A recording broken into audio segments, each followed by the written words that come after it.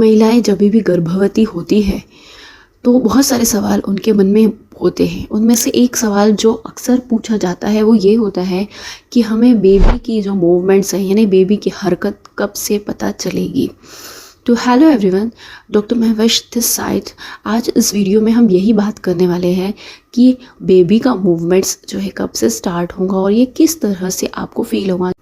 नई माएँ जो होती हैं उनको अक्सर ये समझ में नहीं आता है क्योंकि फ़र्स्ट टाइम होता है, उनको एक्सपीरियंस नहीं होता है किसी चीज़ का और बहुत सारे मन में सवाल होते हैं। छोटे मोटे हर सवाल डॉक्टर से वो आकर पूछती हैं कि इस टाइम पे क्या खाना चाहिए, क्या नहीं खाना चाहिए, संबंध रखना चाहिए, नहीं रखना चाहिए। इसके अलावा बेबी का जो मूवमेंट है वो किस तरह से पता चलेगा, किस तरह से हमको समझ में आएगा कि यही बेबी का मूवमेंट है। तो चलिए स्टार्ट करते हैं। देखिए 3 मंथ तक, जब से आप कंसीव करते हो तो 3 मंथ तक जो है बेबी की बनावट होती है, पूरी तरह से बेबी बनता है, लेकिन वो साइज़ में बहुत छोटा होता है और 3 मंथ के बाद जो है उसका साइज़ जो है धीरे धीरे बढ़ने लगता है। बात की जाए हार्ट बीट की, यानी बच्चे का जो हार्ट बीट यानी कि धड़कन है वो कब सुने आती है, तो लगभग 6 वीक्स से लेके 8 वीक्स के बीच में धड़कन जो है बच्चे की आ जाती है, यानी 1.5 महीने के बाद बच्चे की धड़कन आ जाती है। धड़कन आने के बाद कुछ टाइम बाद ही जो है बच्चे की जो हरकत है यानी कि मूवमेंट स्टार्ट होती है, लेकिन वो मूवमेंट बच्चा बहुत ज़्यादा छोटा होने की वजह से आपको समझ में नहीं आता, आपको फील नहीं होता। लेकिन जब बच्चा 18 से 20 वीक तक पहुंचता है यानी कि लगभग 4.5-5 महीने में, तो आपका जो बेबी है वो सफिशिएंटली ग्रो होता है क्योंकि 3 मंथ उसकी पूरी बनावट होती है और उसके बाद से वो धीरे धीरे बढ़ना शुरू हो जाता है। तो इस टाइम पे जो है न्यूली जो मदर्स फर्स्ट टाइम होने वाली है उनको जो है ये फ़ील होने लगता है। अभी किस तरह से फ़ील होगा, जब स्टार्टिंग में ये आपको मूवमेंट फ़ील होगा तो हल्का सा आपको सनसनाहट होगी, आपको ऐसा लगेगा कि कोई मछली, छोटी सी मछली जो है पानी में तैर रही है। तो इस तरह की आपको फीलिंग अंदर से महसूस होती है। बहुत बार वुमेन जो है बिल्कुल ध्यान नहीं देती है और इस वजह से उनको ऐसा लगता है कि हमारा बेबी मूवमेंट नहीं कर रहा है। लेकिन स्टार्टिंग में जब आप फर्स्ट टाइम माँ बनते हो तो ये फीलिंग जो है आपको बहुत हल्की हल्की महसूस होती है, जिससे आपको समझ में नहीं आता है।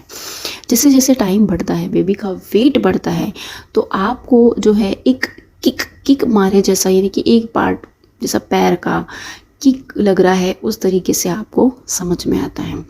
और फिर बाद में जिस तरह से और बच्चे की ग्रोथ होने लगती है उस टाइम पे आपको अपने पेट पर से भी विजिबल समझ में आता है।